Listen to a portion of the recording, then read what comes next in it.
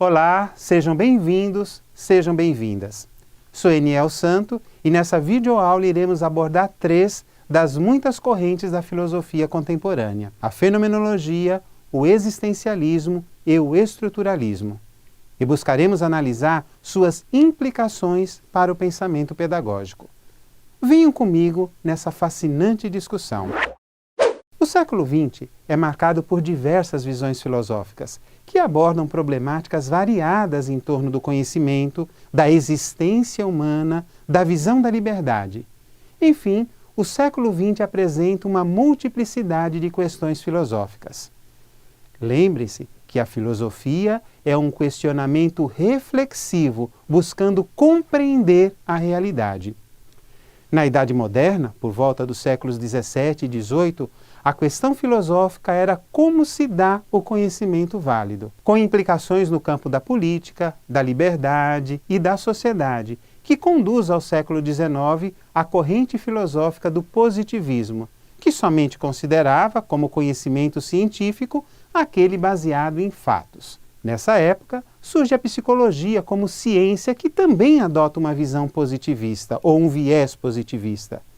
Inicialmente numa perspectiva empirista, uma perspectiva experimental dos fatos. Com isso, a ideia de conhecimento válido ficou muito restrita à possibilidade de experimentação. Nesse contexto surge a fenomenologia, um grupo de autores, principalmente Edmund Husserl, que procuram demonstrar que o conhecimento não pode ser desvinculado do sujeito, pois é quem direciona sua atenção no mundo. Assim, o conhecimento somente será pertinente para o sujeito se relacionar com o seu contexto de vida. A partir de buscar entender o que é esse conhecimento para o sujeito, nós temos então o questionamento filosófico sobre o que é esse sujeito, enquanto indivíduo, e nasce outra corrente chamada existencialismo, como uma continuidade do pensamento da condição humana que possui como base as ideias da fenomenologia. Não podemos esquecer que a primeira metade do século XX a humanidade se enveredou em 2 grandes guerras mundiais, que deixaram questionamentos sérios sobre a essência do ser humano. Mas talvez esteja se perguntando, o que é fenomenologia? Na proposta do pensador austríaco Edmund Husserl, a fenomenologia parte do princípio que o conhecimento é resultado daquilo que o objeto ou o fenômeno se mostra para o sujeito. Assim, a fenomenologia tem como centro a maneira como o indivíduo compreende o fenômeno, pois o conhecimento depende em parte da percepção da consciência do sujeito. Diante disso, Husserl dizia que nossa mente consciente, a nossa psique, tem como característica principal a intencionalidade, não confundida no sentido cotidiano, mas antes no sentido de direcionalidade, ou seja, a mente ou a consciência sempre se direciona para algo no mundo. Isto é, o sujeito e mundo estão fortemente conectados. No campo do conhecimento, esse é produzido pelo sujeito, pois tem uma direcionalidade, uma questão do mundo para ser resolvida. Por exemplo, se você está nesse momento atento à minha fala, significa que possui uma intencionalidade ou um direcionamento psíquico para dar-se conta de um problema que você precisa compreender. Assim, a nossa mente consciente sempre está buscando resolver questões do mundo e nessa relação com o mundo produzimos conhecimento. Para a fenomenologia, o conhecimento é o sujeito que faz acontecer, não algo que lhe acontece como elemento passivo nesse processo. Essa visão da fenomenologia irá adentrar na questão da condição humana, pois essa característica humana de pensar conhecimento o destaca dos demais coisas do mundo, que se caracterizam pela sua essência, por ser algo já definido. Para os pensadores, as coisas no mundo primeiro existem, ou seja, uma essência, para depois haver a existência. Por exemplo, primeiro nós temos uma caneta. Alguém projetou uma caneta, teve uma ideia de uma caneta, para depois produzi-la. Assim, primeiro houve uma essência que depois tornou-se numa existência. Todavia, Na corrente existencialista, decorrente da fenomenologia, com os seres humanos isso ocorre o contrário, pois os seres humanos, eles não existem uma essência propriamente dita, uma natureza que seja definida para o homem, pois ao nascer, o ser humano é indefinido. Primeiro o homem existe, para depois tomar consciência e ir se definindo. Assim, a característica principal de ser humano é a existência. Por isso a corrente se chama existencialismo. Em outras palavras, eu não nasci como professor.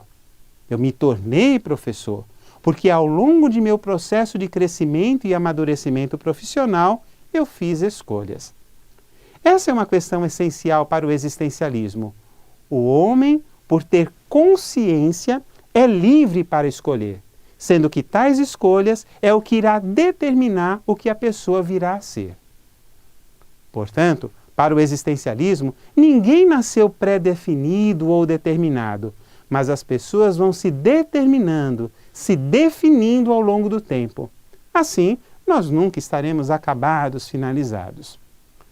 Todavia, de acordo com Martin Heidegger, um influente pensador do século XX, nesse processo, o ser humano é, acima de tudo, um ser para a morte, pois nada é tão certo na vida humana quanto o fato de que um dia ela terá fim.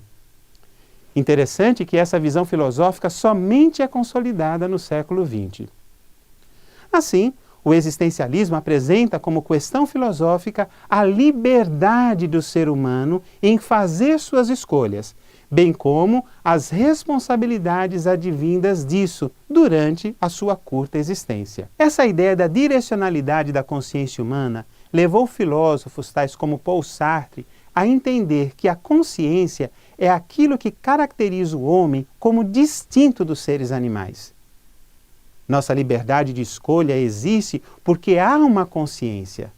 Nesse sentido, Heidegger dizia que havia duas formas de existências, a autêntica e a inautêntica. A forma de existência autêntica é aquela em que o indivíduo reconhece a sua condição de ser incompleto, inacabado, indefinido. Já a existência inautêntica é percebida quando o indivíduo não reconhece sua condição de uma pessoa que escolhe e passa a atribuir ao outro seu fracasso, ou a uma entidade, talvez dizendo, Deus quis assim, ou a cultura ou a sociedade me fez assim. No fundo, tal pessoa não se reconhece como alguém que escolhe, que toma decisões. Essa, de fato, é uma das grandes contribuições do existencialismo heideggeriano para Paul Sartre. Sartre vai contra a ideia de que algo determina a existência humana e explica que o existencialismo precisa ser compreendido a partir da essência e existência. Para ele, as coisas que existem no mundo são seres em si, possuem uma essência determinada que o define. Por exemplo, um grampeador foi pensado e produzido para cumprir a função pré-definida de grampear papéis. Essa é sua essência para que ele foi planejado antes da sua existência concreta. Com o ser humano, ocorre exatamente o contrário, pois a existência precede a essência, pois aquilo que eu sou é o resultado de um processo vivido. Assim, primeiro eu existo e as decisões que tomo determinam meu ser, a minha essência, aquilo que sou. Dessa forma, Sartre defende a liberdade de escolhas, pois, embora as pessoas podem ser influenciadas nas suas decisões, não são pré-determinadas a fazer aquilo e, consequentemente, não podem ser desresponsabilizadas. Nesse sentido é que podemos entender a afirmação de Sartre de que somos condenados a ser livres, ou seja, temos a liberdade de escolha, inclusive a liberdade de não escolher já é uma escolha. Assim, são as escolhas que fazemos que definem quem nós somos. Vejam bem, novamente, como professor, escolhi atuar no magistério e tenho que assumir essa responsabilidade, pois quando fujo dessa responsabilidade, Sartre diz que estou agindo de má fé. Significa que estou desviando a minha responsabilidade para os outros.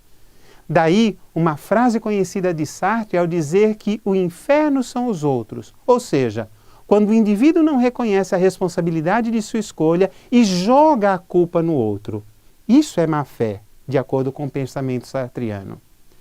Dessa forma, em uma perspectiva existencialista, o processo de aprendizado deve contemplar o homem como um campo de possibilidades, formando indivíduos para uma vida de liberdade e responsabilidades. Uma tendência de pensamento que contraria a visão existencialista é o estruturalismo. O estruturalismo é inaugurado por Michel Foucault na filosofia, mas ele é advindo de estudos da antropologia linguística do início do século XX. Foucault escreveu uma obra que todos os educadores devem ler, chama-se Vigiar e Punir. Nesse livro, Foucault afirma que as estruturas de poder estão imersas na sociedade, a tal ponto que o indivíduo não reconhece que as suas escolhas já estão previamente escolhidas. Foucault afirma que o conceito de disciplina é fundamental, pois estabelece as relações de poder. Eis o papel das instituições: fazer com que o poder se instaure para o controle da sociedade. Para Foucault, o poder está atrelado ao saber, isto é, o domínio do saber permite controlar a sociedade. O que o estruturalismo argumenta é que nós não escolhemos, mas que já temos uma escolha previamente definida. Pensamos que escolhemos determinadas marcas ou produto, mas é a sociedade que já escolheu, quer pela sua propaganda massiva ou por outros meios.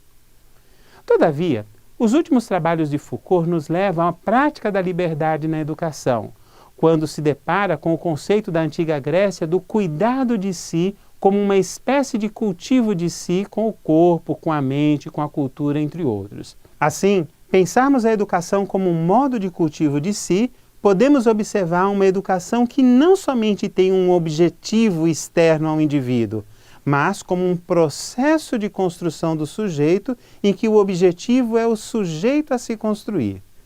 A tarefa do educador é o de cuidar o outro, do processo de construção dos estudantes, mas ao mesmo tempo cuida de si mesmo, pois ele só pode cuidar do outro se for capaz de cuidar de si. Mas na medida em que o educador cuida do outro, ele abre espaço para que cada sujeito, cada estudante, também entre nesse processo de se cultivar, de cuidar de si. Vejam, se a educação é um processo de dominação sobre os sujeitos, não há uma liberdade possível. Mas se a educação é também esse processo de cuidar de si mesmo, cultivar-se, se constitui um fundamento da liberdade, pois somente podemos nos colocar como sujeitos autônomos, como sujeitos livres, se somos capazes de nos cuidar no campo físico, intelectual, material e situados numa determinada sociedade com valores históricos. Quais são as implicações dessas interessantes correntes filosóficas para o campo da educação? Bem, a fenomenologia coloca o ser humano como protagonista do conhecimento e, por extensão, os sujeitos, ou seja, os estudantes, como ponto central no processo de aprendizagem. Nesse sentido, critica a pedagogia tradicional, em que o estudante é tido como um sujeito passivo no processo de aprendizagem. O existencialismo, como desdobramento da fenomenologia, busca analisar o ser humano a partir de sua condição última, como um ser para a morte. Para os existencialistas, o ser humano é livre para fazer as suas escolhas. E mais do que isso, pois tais escolhas definem quem ele é. Assim, na perspectiva existencialista, o aprendizado deve contemplar essa visão do homem como um campo de possibilidades e escolhas. Assim, o papel da educação seria o de formar indivíduos para uma vida de liberdade e, sobretudo, responsabilidades. Em oposição às ideias existencialistas que afirmam a radicalidade da liberdade humana, encontramos o estruturalismo, que tende a negar essa liberdade.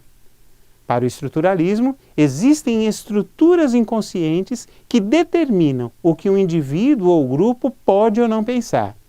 Assim, o poder está atrelado ao saber, isto é, o domínio do saber permite controlar a sociedade e criar corpos dóceis, conformados com o sistema.